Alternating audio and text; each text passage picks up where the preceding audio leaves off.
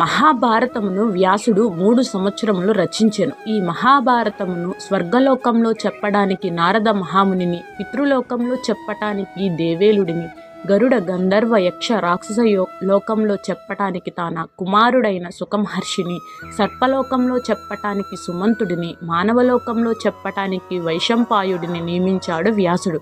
పూర్వం దేవసుర యుద్ధం జరిగింది. అదే మాదిరి ఇప్పుడు మహాభారత యుద్ధం జరిగింది. ఈ యుద్ధంలో భీష్ముడు 10 దినములు, ద్రోణుడు 5 రోజులు, కర్ణుడు 2 రోజులు, శల్యుడు అర్ధ రోజు సేనాకి నాయకత్వాన్ని వహించారు.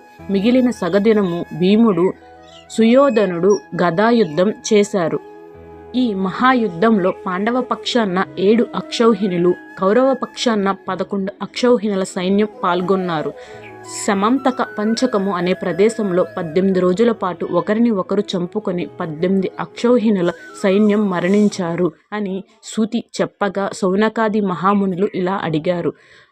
18 అక్షౌహిణులు అనగా నెక్స్ట్ వీడియోలో కంటిన్యూ చేస్తానండి. ఈ వీడియో నచ్చితే ప్లీజ్ లైక్ మీ. మన ఛానల్ని ఫస్ట్గా చూస్తున్న వాళ్ళు సబ్స్క్రైబ్ చేసుకోండి. థ్యాంక్ యూ సో మచ్ అండి. Keep watching. Take care. Bye.